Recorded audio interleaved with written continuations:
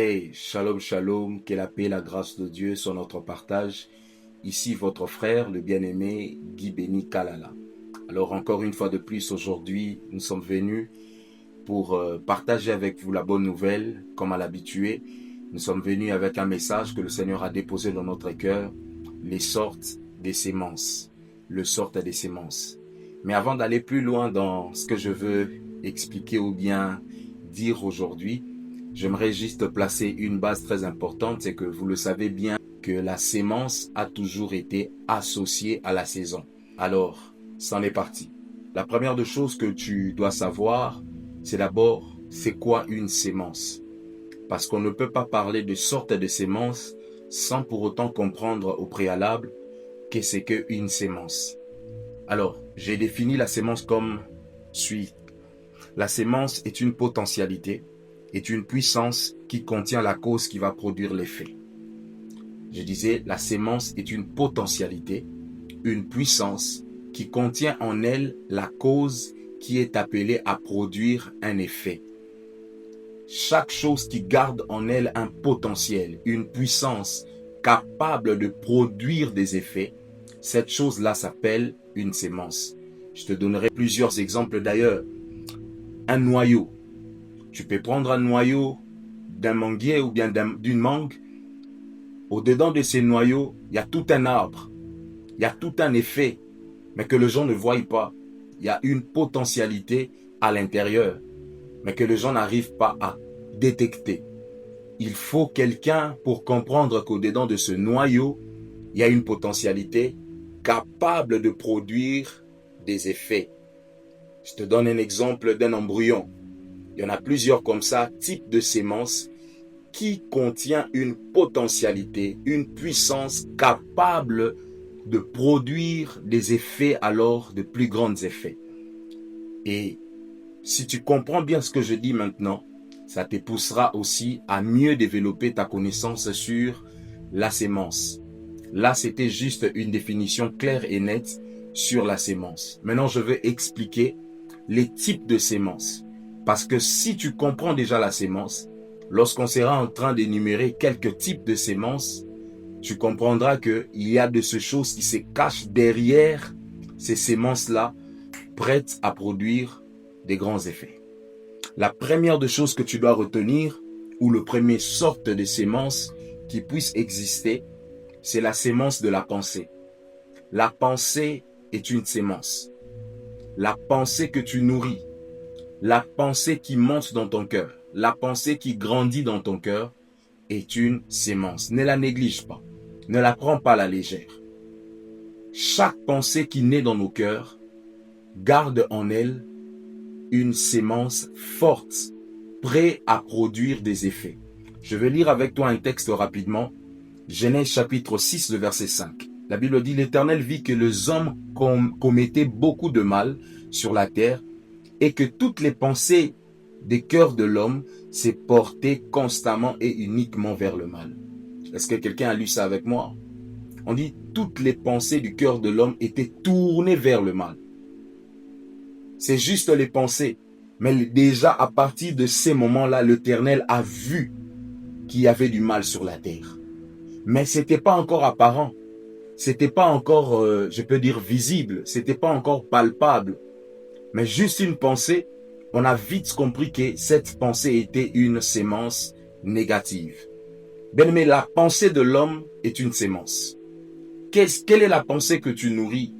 Quelle est la pensée que tu introduis dans ta vie? Quelle est la pensée que tu laisses grandir au-dedans de toi?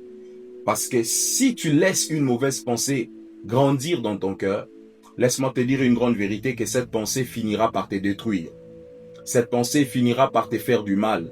Cette pensée finira toujours par t'amener loin de Dieu ou loin même de la destinée ou de la destination où l'Éternel a besoin de te conduire. Les pensées. Retiens très bien ça, que la pensée de l'homme est une sémence.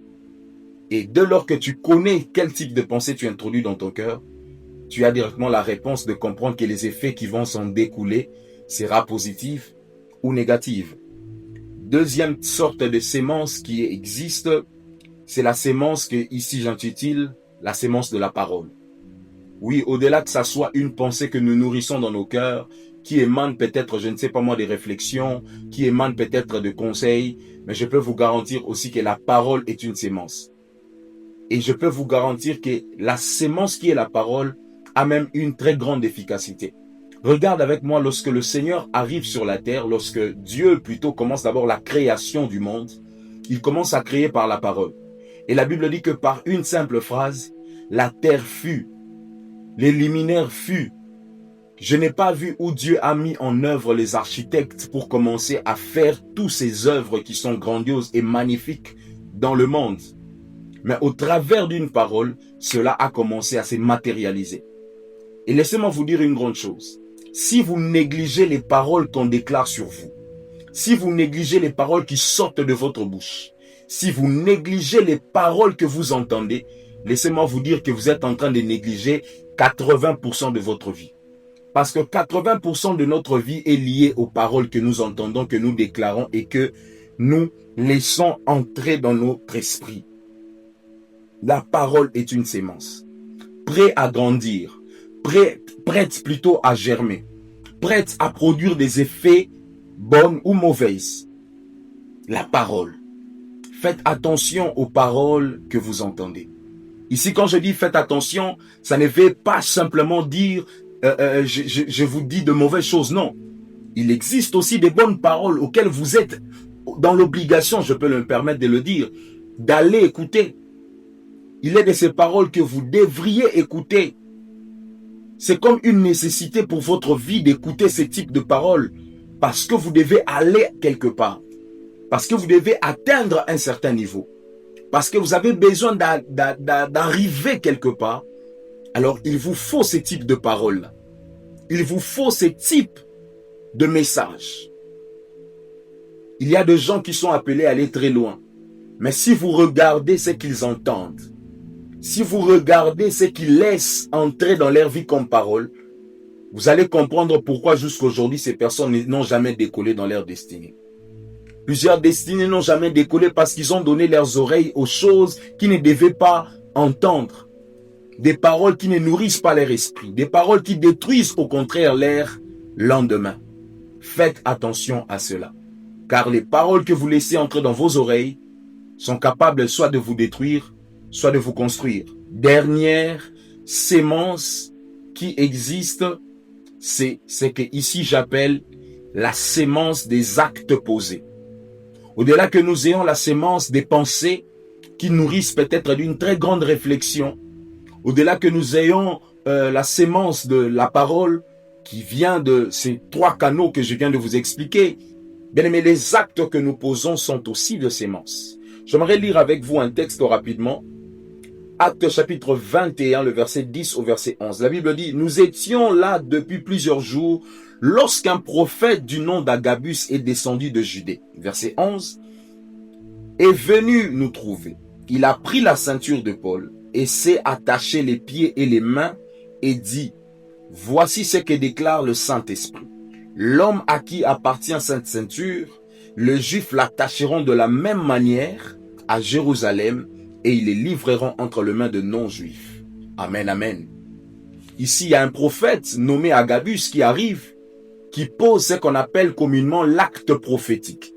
Il va poser un acte prophétique. Et derrière cet acte prophétique, c'est caché une sémence. Derrière l'acte prophétique qu'Agabus était en train de poser, il y avait une sémence. Maintenant, vous allez comprendre que c'était une sémence parce que je vous ai dit, au départ de ces messages, j'ai dit que la sémence est une potentialité qui cache en elle la cause qui va produire l'effet.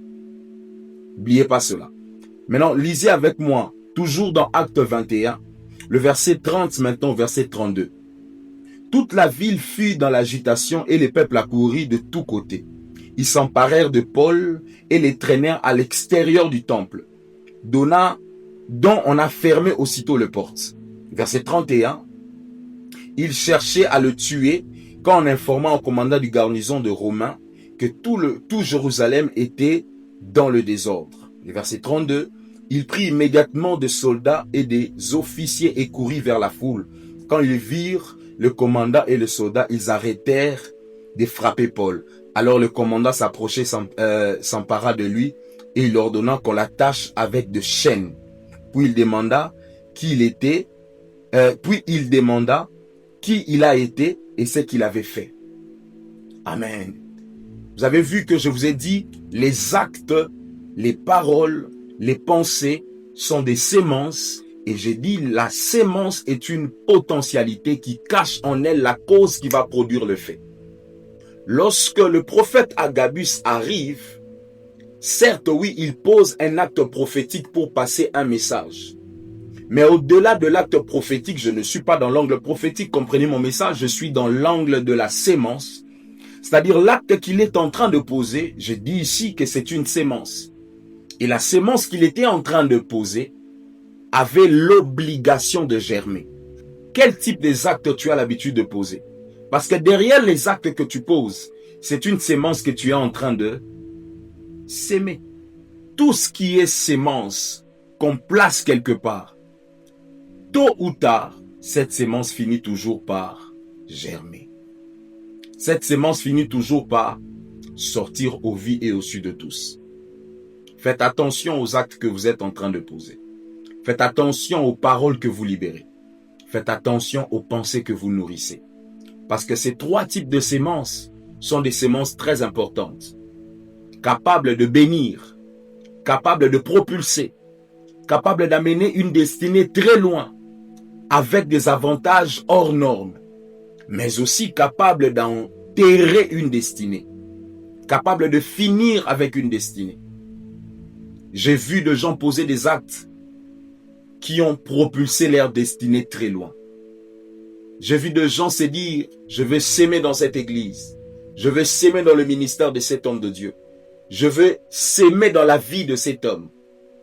Et ces personnes ont été propulsées. Mais j'en ai vu aussi d'autres qui ont posé des actes qui n'étaient pas louables, qui ont fait des choses qui n'étaient pas du tout normales. Et ils ont fini par payer les choses qu'ils ont sémées.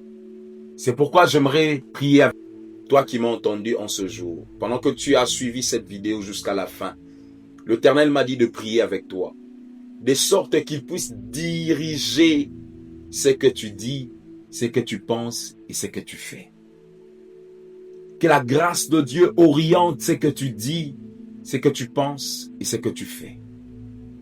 À chaque fois que tu seras prête ou prêt à dire quelque chose, que l'Esprit de Dieu puisse orienter ta langue. À chaque fois que tu seras prêt ou prête à poser un acte, que la main de l'Éternel vienne sur toi, comme cela a été le cas à la chambre haute, où l'Esprit de Dieu les a saisis. Que tu sois saisi de l'Esprit de Dieu, afin que les actes que tu vas poser ne puissent pas te causer préjudice plus tard. À chaque fois que tu te mettras en train de penser à quelque chose, que Dieu nourrisse en toi des pensées positives. Que dans ton cœur, dans ton esprit, que tu nourrisses des pensées positives qui vont pousser ta destinée à aller plus loin et à atteindre le haut niveau. Que Dieu te bénisse. C'était votre frère, le bien-aimé Guy Béni Kalala, et nous avons été fortement bénis de partager avec vous ce message. Si vous nous avez suivis pour la première fois, ceci est notre chaîne. Abonnez-vous, laissez un j'aime, laissez un bon commentaire et surtout n'oubliez pas d'activer la cloche de notification afin que lorsque nous allons balancer de nouvelles vidéos, que vous puissiez voir cela. Que Dieu vous bénisse et que la grâce de Dieu soit notre partage. Paix et grâce chez vous.